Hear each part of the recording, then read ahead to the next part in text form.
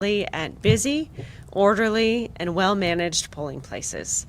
Just as we saw a record number of citizens choose to vote prior to today with an absentee ballot, we also saw a steady stream of voters casting their ballots in person throughout today as well. All across the state, the process went smoothly. Voters were in and out of their polling places quickly and comfortably. This is one of the marks of a successful election, and it is thanks to the diligent preparation of Republican, Democratic, and Independent clerks who partnered with law enforcement and planned extensively to ensure every eligible citizen could exercise their right to make their voice heard and hold their elected leaders accountable. Because of their work, there were no widespread or major disruptions reported to us today, and any minor issues were addressed quickly and without stopping voters from casting their ballot. We know of 2 instances where poll challengers may have acted inappropriately, one in Ann Arbor and one in Detroit.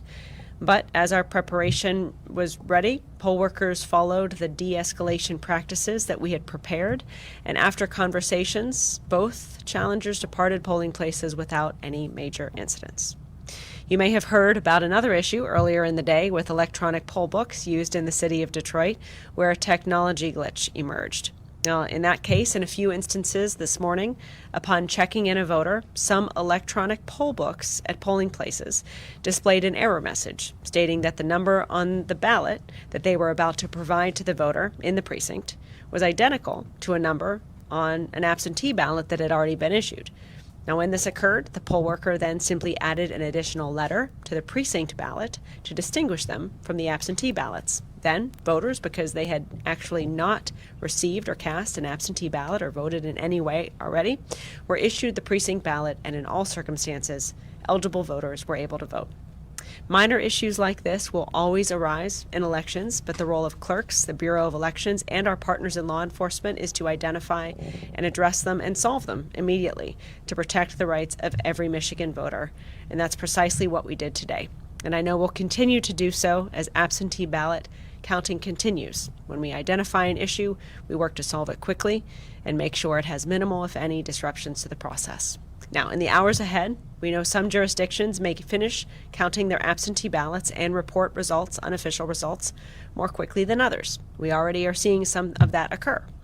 Across the state, election workers are going to continue to prioritize accuracy and security above all else, and we will continue to provide updates as the next 24 hours unfold and as the tabulation process continues.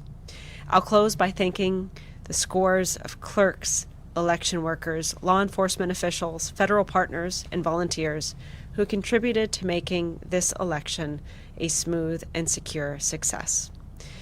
I'm proud that our elections continue to be among the most safe, secure, and accurate in the nation, and the work that we saw today underscores that truth. So on that note, I'll close and take your questions. Secretary, can you talk to us about those incidents with challengers in Detroit or Ann Arbor? What specifically happened and what were you being told? We were alerted to potential disruptions and sent an individual in both instances to check to see what was going on. And in both instances, they had mostly been handled in precinct by the precinct captain by the time we were there, but they essentially involved repeated challenges or attempts at interference. And we're still getting all the details.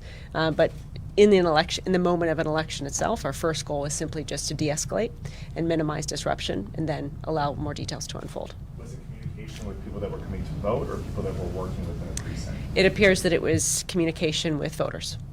You said this is a record number of absentees. What's driving that, and do you have the numbers? Yes, we know 2 million citizens requested absentee votes. About 1.8 million had been returned today. More continue to be returned, of course, up until 8 p.m., which is the deadline. But at the same time, we saw a record number of people voting in person as well. And so we'll see how the data and the numbers unfold. But, voters in Michigan have an option. They have choices. And many choose to vote absentee. Many are choosing to vote in person. Our job is to make sure whatever option they choose, they can do so safely and securely and conveniently. Go ahead. Benson, you listed only 2 poll challenger issues throughout the entire day here in Michigan. It's a shockingly low number based on the population here. Leading up to Election Day, clerks and groups have been telling us that they were preparing for a lot of challenges and efforts to try and slow down the process. That really hasn't borne out here today. What can you say about what the concerns were leading up to today, and what we actually saw happen. What part of our work over the last few months has been to deter potential challenges by simply explaining the futility and really, in my view, the deep un-American nature of intentionally trying to uproot or interfere with the elections process. So we know, and I expect a lot of our deterrent work was successful, which is a good thing. And we also know that we had practices in place to, if something arose, enable it to be solved right away by the precinct captain. And the protocols and parameters that we have put in place recently over the last year, I think also contributed to clerks and precinct chairs being empowered to de-escalate anything that may have arisen. The other thing is that, our elections are secure and accurate. And so there's really oftentimes very little reason to see valid challenges. We want to be open and transparent and ensure the challenge process works. But we were very clear that we wouldn't at any point allow any disruptions or tolerate any disruptions or interference or intimidation. And I believe a lot of that preparedness helped deter potential disruption today. Would that be largely in part what you've learned since 2020 and what happened in the state then? Yeah, I think a lot of what you saw unfold today was a reflection of how we have become even more stronger as a community and more prepared for any contingency as a result of what we've endured the last few years, and certainly as a result of what we went through, not just in the 2020 election itself, but in the months that followed. And you see that unfolding as well so far in the Detroit Absentee Counting Board, where processes there are also smooth and improved and streamlined from years past. So, that's why, to me, really in a lot of ways, the untold story, or the story that doesn't get a lot of attention around elections, is how much we've improved and how much stronger democracy has actually become as a result of the challenges it's endured over the last several years. And I anticipate and hope that we'll continue on that trajectory in the years ahead. Secretary, how many, can you guys give, we've been asking all day. I just asked Daniel Baxter, he tells me, I've been in the You want some numbers? all day. The numbers Yep. of precincts affected by that Eve Holbrook issue. That's what I'm worried about. It doesn't seem, it doesn't seem that it was more than a handful, if that. I mean, it was that small. It was really just individual anecdotal reports. And then as soon as a couple came in, my understanding is, and I don't mean to speak for them, but my understanding is the city of Detroit quickly issued a explanation and protocol for all precincts so that it minimized the potential for it reoccurring. Sure. And then same day registration. Yep. Do you get updated numbers on that? Yeah, so a couple updated numbers for you. As I said, 2 million absentee ballots were requested. As of 8:30, we know 1.8 million were returned, but still, a lot of that's coming in. In Detroit, 90,000 or so absentee ballots were requested. We know about 80,000 or so have been returned so far, and 60,000 have already been processed and tabulated. For same-day registrations, we know so far 14,000 eligible citizens registered and voted today. And many of those were in college communities, and we know also still in Ann Arbor and East Lansing, there are still, as of about 9 p.m., there were 200 people in line in East Lansing, about 500 people in line in Ann Arbor, still waiting to register and vote. So we're working in those cases with both city clerks' offices to expedite that process, but it is a process, because the registering a voter and then giving them a ballot takes time. So that will continue to play out in the hours ahead. Grand Valley State University, we also saw the same sort of issue occur with students registering and voting there. That line was almost done by 9 p.m. So all that to say is our same-day registration numbers will likely uptick in the hours ahead as things continue to unfold there, and that's a lot of what our focus will be on in the next few hours. Yeah. Secretary Benson, how is the Bureau of Elections preparing for the possibility that multiple counties don't certify their election results? I think the law is clear. The county canvassers, as well as the State Board of Canvassers, have a responsibility under the law, a ministerial role to, after the canvass is complete, certify the election results. So we'll continue to just be clear to everyone what the law is, enforce it if others run afoul of it. The Attorney General has already issued an opinion, as you know, clarifying the implications of people not fulfilling their legal duties as canvassers on the county and state level. So we've just tried to minimize any confusion that may arise if a county or state does run afoul of their legal obligations. If that does, I predict it will be quickly addressed. If a county does not certify, it'll go to the state to certify. If the State Board of Canvassers deadlocks or fails to certify, it will go to the Supreme Court to compel certification. So it's a pretty cut and dry process, as it always has been, and we simply just hope that at every point in it, those officials within it follow their rules and their laws. Secretary, based on some of the early numbers that we've heard, it sounds like statewide we could see some record-breaking turnout, Yeah. certainly higher than 2018. Whereas here in the city, there's an expectation that it could be lower than in 2018. So for statewide turnout to be so high within the largest jurisdiction, it be below our last midterm election, I'm just wondering what do you think that means? Yeah, I mean, we'll get a better sense, more clarity of the numbers as they unfold in the days ahead.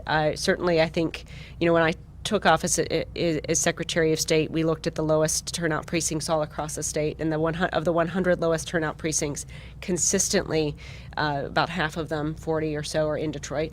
So we know there's issues, and there's more we can do to ensure people know the power of their voice and their vote. We also saw a lot of energy and high turnout in Flint and other large cities in the state, so it shows also that people are participating, people are voting, young people are voting. So we'll unpack a lot of those numbers in the weeks ahead. But certainly I'm very gratified by the fact that across the Detroit city, the process did go smoothly today. The absentee counting board process is going smoothly, and that's really our priority in moments like these. You brought back some offices to Detroit that had previously been closed. I'm just wondering if that's had any impact on early registration or any kind of tangible movement. Yeah, we haven't seen any data points that suggest the fact that we opened a Secretary of State branch office on Warren Avenue recently impacted turnout or anything like that. I imagine a lot of exit polls and a lot more research is going to be done on all of this in the weeks ahead. I think at any point, though, we want to continue to encourage every community in our state to have to be engaged and to have high turnout. And of course, we can't ignore the fact that Detroit, as other cities in America like Philadelphia and Milwaukee, they have been under the attention of election deniers trying to deter people having faith in their voice and their vote over the last several years, and certainly the last weeks leading up to this election. I don't know if that has had any effect, but it's certainly a relevant factor in moments like these. Other questions? What does the rest of your night look like? I guess, what is your office monitoring throughout the night? I think the biggest thing we'll continue to monitor are the voters still waiting in line to vote, essentially, in Ann Arbor and East Lansing. Those students still waiting to register and vote. I know there are a lot of folks there helping to expedite that process.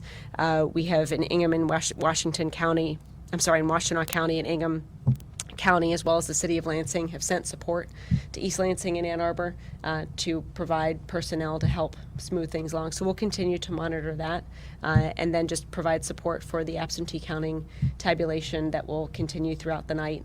But I'm very encouraged by how, though we always, as I said, prioritize security and accuracy, we see the efficient tabulation of ballots, absentee ballots, and other ballots unfolding as well. So I'm hopeful and optimistic that we'll see results sooner rather than later. Your opponent picked up on the e-poll book issue pretty quickly. The former president also put a comment out on Truth Social. I saw you react to that on your social media. Your office, the Detroit clerk's office, worked quickly to address the issue and put out information on it, but they didn't stop your opponent and other Republican officials claiming fraud, claiming an issue. So, how do you close that gap? You've done what you can to address the issue and make sure voters can vote. There are still people out there who are going to claim that there's a problem. Yep. What do you do? Yep, exactly that. I mean, our first priority is simply just protecting the process, making sure people can vote, making sure we solve any issue, and then we recognize that what I would refer you see candidates do it, you see former presidents do it. Essentially, bad actors or folks with bad intentions will exploit these traditionally mundane and harmless issues to try to spread misinformation, raise money, gain celebrity, get in the news, deter, voting, delegitimize democracy. All of it is a really unfortunate reflection of where we are and why I continue to say that we're in the middle of a multi-year effort to protect democracy against efforts to delegitimize it. It certainly is both and you see this happening in other states today as well. In a elections process, there are always things that potentially could be seized upon that really have no impact on the election process itself, and in any other situation would be minor, but would be seized upon and exploited to further political gains or partisan agendas. And I think voters just need to see that for what it is, and to recognize that that's a political strategy. It's not a reflection in any way about a lack of security of the system or any actual problems with the elections themselves. It's more of a reflection of a political strategy that some have chosen to pursue, I think, to the detriment of who we are as Americans and our democracy. But at the same time, I think we just all need to start seeing clearly what it is and calling it out as such. And I've seen an uptick of that essentially over the last few years, months that we've been dealing with this, and certainly what unfolded today underscored that. I quickly called out the misinformation for what it was.